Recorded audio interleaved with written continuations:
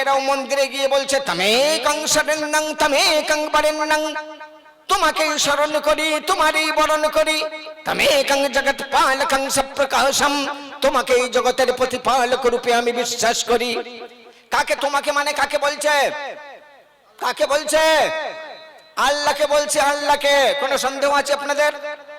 আল্লাহকে ব্রাহ্মণ ভাই বলছে তোমাকেই স্মরণ করি, তোমাকেই বরণ করি, তুমি ছাড়া অন্য কাউকে করি না।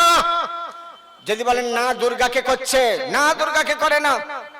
কালীকে করছে, না কালীকে করে না। এখানে অনেক ব্রাহ্মণ ভাই হয়তো আছেন, থাকতে পারেন, কারণ ধর্মীয় জলসা যেখানে ডাক দেওয়া হয় বিভিন্ন সম্প্রদায়ের মানুষ সেখানে আসার অধিকার রাখেন। সুতরাং নেই মনে করাটা আমার ভুল হবে, নিশ্চয়ই আমার ব্রাহ্মণ ভাইয়েরাও এখানে আছেন।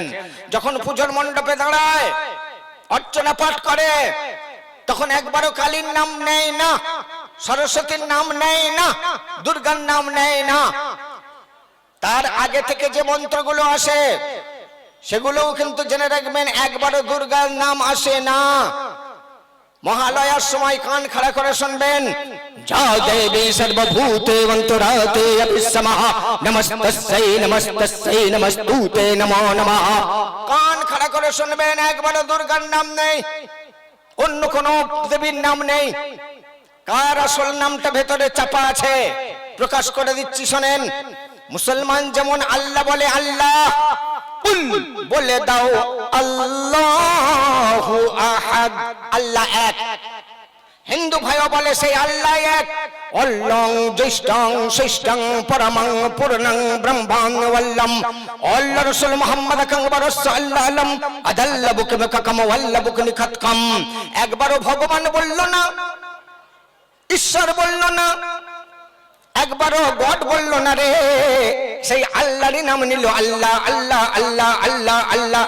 এবার আল্লাহ বড়, অল্লং মানে আল্লাহ, জ্যৈষ্ঠং মানে বড়, শ্রেষ্ঠং মানে শ্রেষ্ঠ, পরমং মানে পরম, পূর্ণাং মানে সম্পূর্ণ, অল্লম মানে সেই আল্লাহ।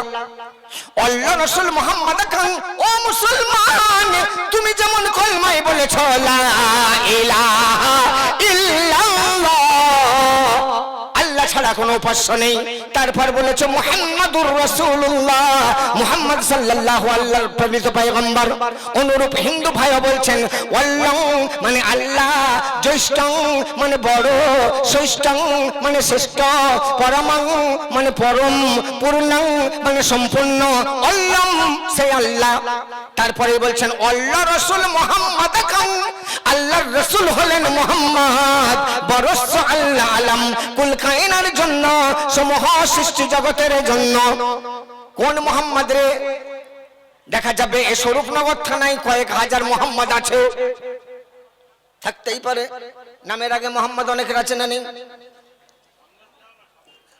এই স্বরূপনগরে দু চারটে মুহাম্মদ বললাম আমি সেই মুহাম্মদ, নট লাইক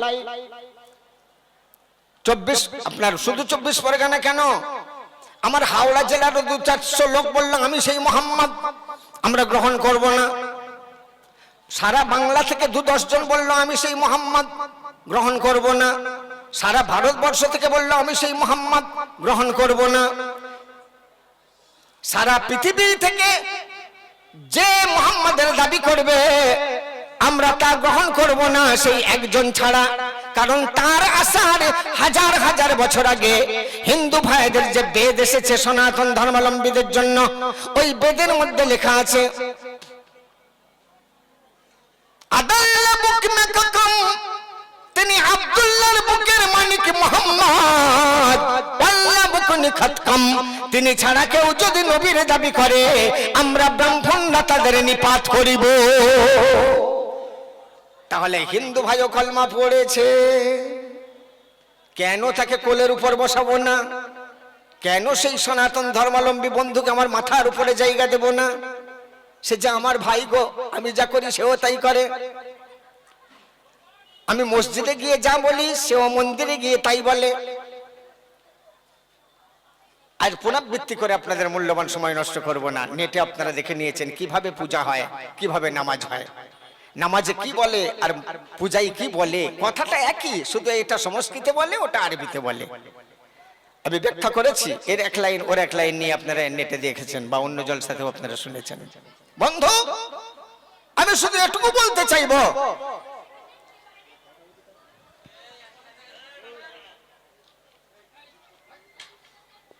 ভেদাভেদ কিছু নেই। ভেদাভেদ আমরা করেছি। আমরা বাসে করেও কলকাতা যাওয়া যায়, ট্রেনে করেও কলকাতা যাওয়া যায়। উদ্দেশ্য কলকাতা যাওয়া, কেউ বাসে যাবে, কেউ ট্রেনে যাবে। বাস যাত্রী যদি ট্রেন যাত্রীকে ঘৃণা করে, সে যেমন মুকামো করবে, ট্রেন যাত্রী তেমন বাস যাত্রীকে ঘৃণা করলে সেও বোকামি করবে।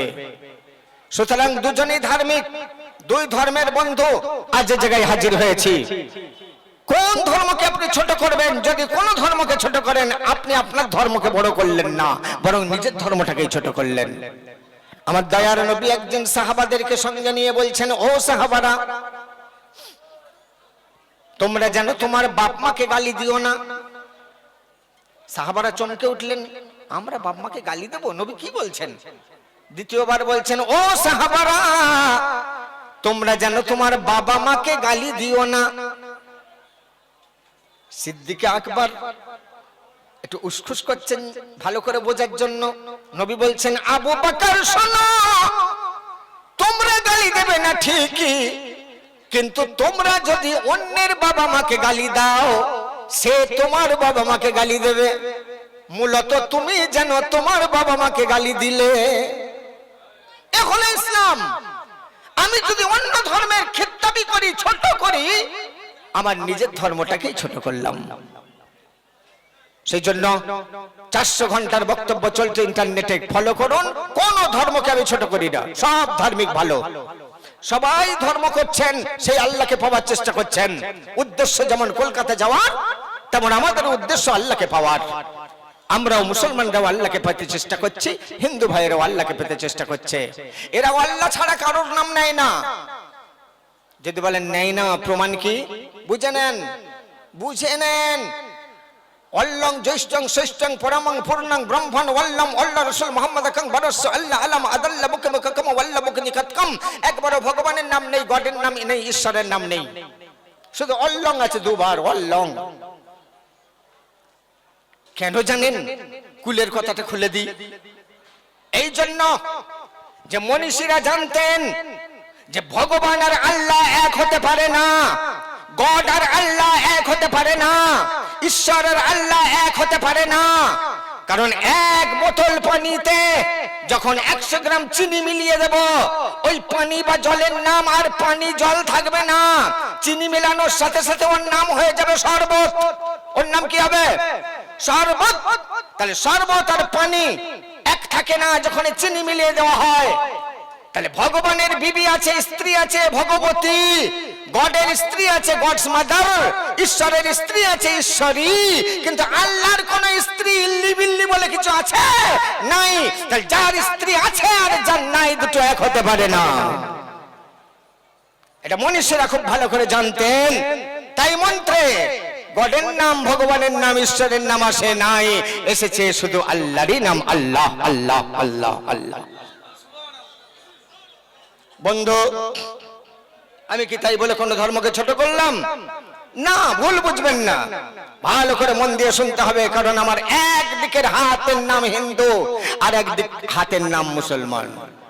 আমি যেমন আমার একটা হাত কেটে গেলে পারে আঘাত পাবো, যে কোনো একটা হাত কাটলে আঘাত পাবো, তেমন আমার বৈমাত্রীয় ভাইকে কেউ আঘাত দিলে আমিও কষ্ট পাবো। যেহেতু আমি একজন ধার্মিক, আমার ইসলাম বলেছে লাকুম দীনুকুম ওয়ালিয়া দীন, তোমার ধর্ম তুমি করো, অন্যের ধর্মে হস্তক্ষেপ করো না। কোরআন যা বলছে পুরানো তাই বলছে। কোরআন বলছে তুমি ততক্ষণ ধার্মিক বলে নিজেকে দাবি করতে পারবে না। আর আইতাল্লাযী ইউকাযযিবু বিদ্দীন, যারা পেছিয়ে পড়া, নিপীড়িত, শোষিত, বঞ্চিত মানুষকে আরো পেছিয়ে দেয়, মূল স্রোতে টেনে আনার চেষ্টা করে না, তারা নিজেদের ধার্মিক বলে মনে করতে পারবে না। ফাযালিকাল্লাযী ইয়াদউল ইয়াতীম, তোমার দরজায় ভিক্ষা এসেছে, ভিক্ষুক এসেছে, মা গো কিছু খেতে দাও, বড় খিদে লাগছে। মা আমার কোরআন পড়াই ব্যস্ত, দরজায় ভিখারি দাঁড়িয়ে আছে, তুমি কোরআন তেলাওয়াত করছো, তোমার এই কোরআন আল্লাহর কাছে মনোনীত হবে না। কারণ যা পড়ছো তার মানে বোঝো না। তুমি পড়ছো ওয়ালা ইয়াহুদ্দু আলা তামিল মিসকিন, যে ব্যক্তি নিজে পেট ভরে খায় আর অন্যকে ভুকা রাখে সে নিজেকে ধার্মিক বলে মনে করতে পারবে না। ঠিক এই কথাটাই গীতা খুলুন। মহেদেবস্য সবিতু পরিষ্ঠুতি বসুরদয়মান নয়েষু সমারাহে অপ্লান। সে পরমেশ্বরের প্রিয় হতে পারবে না যে বসুন্ধরাকে অর্থাৎ এই সৃষ্টিজীবকে ভালোবাসে না, দয়া করে না, সে ব্যক্তি কোনোদিন পরমেশ্বরের প্রিয় হতে পারবে না। নয় সুসমারাহে অপ্লান, তার সাথে পরমেশ্বরের কোনো সম্পর্ক থাকে না। কোরআন যা বলছে পুরানো তাই বলছে। কেন কেন আমি কোনো ভাইকে, কোনো ধর্মিক ভাইকে ছোট করব বলুন? ধর্মগুলো পড়ুন, ধর্মগ্রন্থগুলো দেখবেন সবাইকে বুকে জড়িয়ে নিতে মন চাইবে, সবাইকে। প্লেনে যখন কেউ চেপেছেন, এরোপ্লেনে যখন চেপেছেন, তা দেখবেন উপর থেকে ওই যে ছোট্ট ছোট্ট জানলাগুলো আছে, যদিও ফিক্সড কাঁচ, ভেতরে অক্সিজেন আছে, তো এরোপ্লেনের ওই কাঁচ দিয়ে নিচে যখন তাকাবেন দেখবেন সব সমান হয়ে আছে, সবুজ তো সবুজ, হলুদ তো হলুদ, যখন যে মৌসুমে চাষটা যেমন হয়।